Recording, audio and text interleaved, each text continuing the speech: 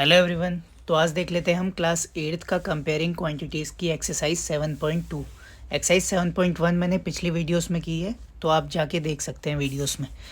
तो यहाँ पहला क्वेश्चन देख लेते हैं। First question, during a sale a shop offered a discount of 10% on marked prices of all the items. What would a customer have to pay for a pair of jeans marked at ₹1450 and two shirts marked at ₹850 each.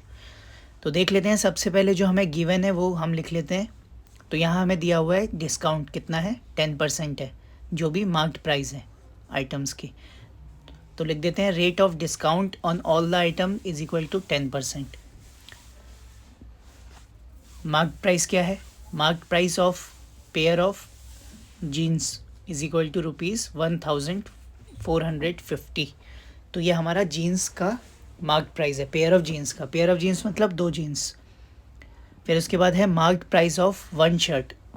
एक shirt का marked price कितना है? ₹850 है, तो वो लिख देंगे marked price of one shirt is equal to ₹850। तो ये हमारा क्वेश्चन में ये 3 चीज़ें गिवन थी, हमने वो लिख दी हैं।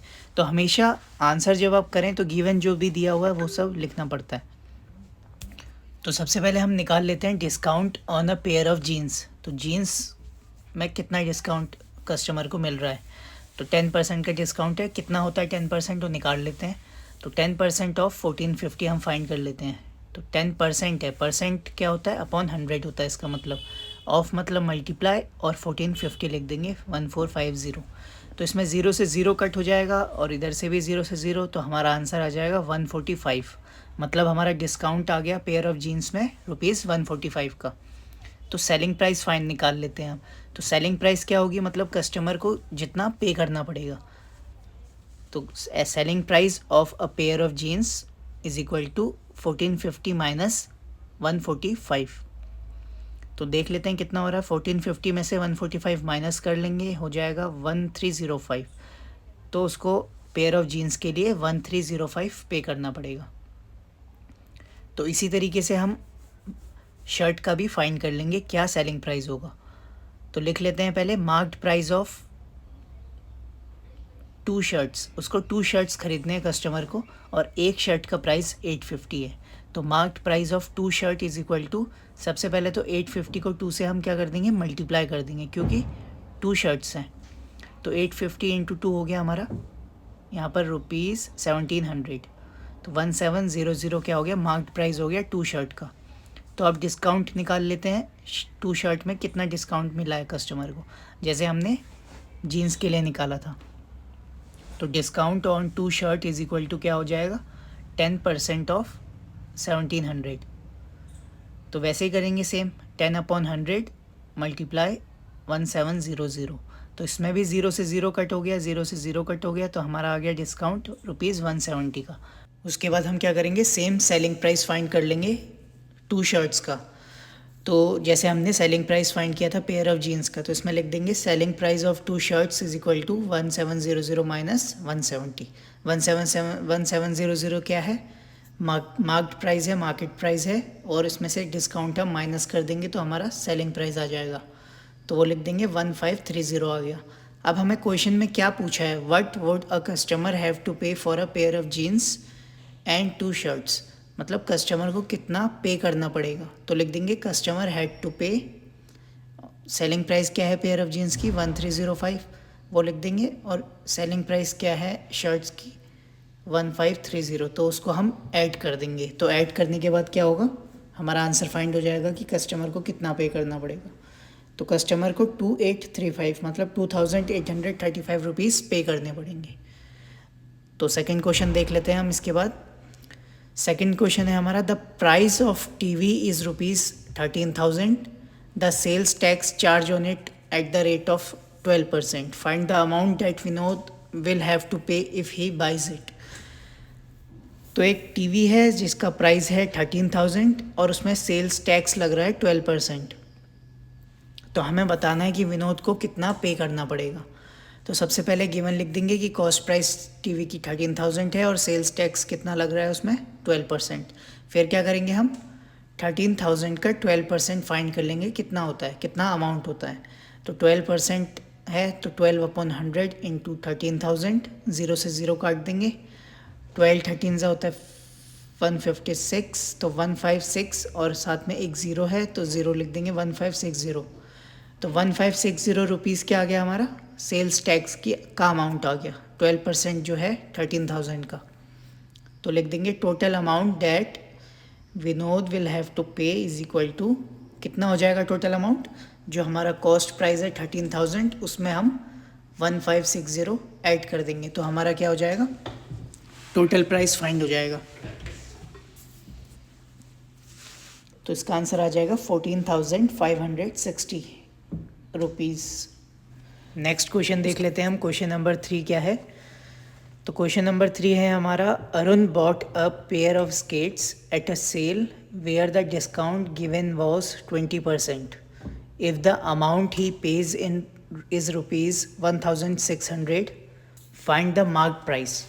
अब इसमें हमें क्या दिया हुआ है, इसमें हमें सेलिंग प्राइस दिया हुआ है, मतलब जितने रुपए में अरुण ने वो स्केट्स खरीदे। तो अरुण ने कितने रुपए में खरीदे, 1600 में खरीदे, और उसको डिस्काउंट कितना मिला है, 20% डिस्काउंट मिला है उसमें। तो इसका मतलब क्या है कि हमें क्या निकालना है, इसमें फाइंड बोला है मार्क प्राइस, तो मार्क प्राइस हम फाइंड करना है हमें। तो कुछ मार्क प्राइस था, उसमें 20% डिस्काउंट हुआ, उसके बाद प्राइस क्या हुआ 1600, जो अरुण ने पे करके स्केट्स खरीदी।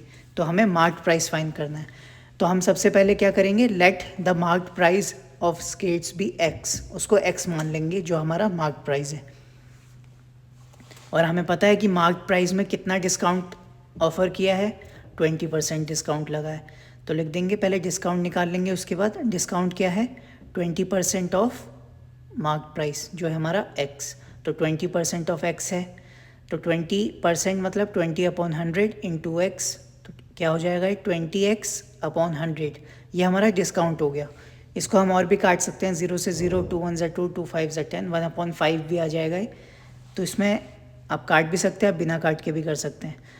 देख लेते हैं अब कैसे हम अपना मार्क प्राइस फाइंड करेंगे। तो x जो है हमारा mark price minus discount, discount कितना है 20x/100 is equal to 1600 selling price. तो जो मार्क प्राइस था, मार्केट प्राइस, उसमें से हमने डिस्काउंट माइनस कर दिया और सेलिंग प्राइस आ गया। सेलिंग प्राइस हमें दिया हुआ है क्या है, तो इस तरीके से हम अपना मार्क प्राइस फाइंड कर लेंगे। तो x माइनस 2/10, 0 से 0 काट दिया तो 2/10x हो गया।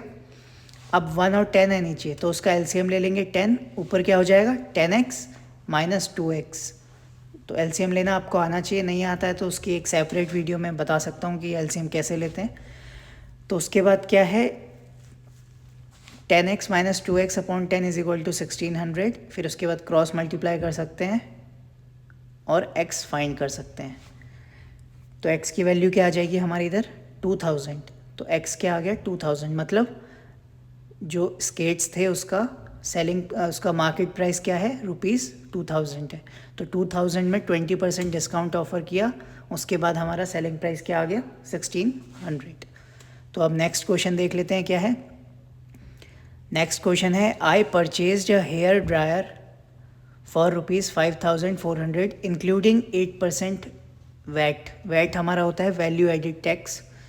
Find the price before VAT was added. अब एक हेयर ड्रायर परचेज़ किया मैंने, तो मेरे को वो 5400 का पड़ा। तो इसमें हमें बताना है कि उसमें कितना वैल्यू एडिड टैक्स ऐड हुआ है, मतलब टैक्स ऐड हुआ है कितना। तो हमें पता है वो कितना है 8% है, लेकिन वो 8% कितना अमाउंट हुआ वो हम फाइंड करना है पहले। तो लिख लेते हैं ओरिजिनल प्राइस क्या है इसका। ओरिजिनल प्राइस मतलब before value added tax was added. तो ओरिजिनल प्राइस फाइंड करना है हमें इसका। तो लिख लेते हैं let the original price be x. Original price को हम एक्स मान लेते हैं।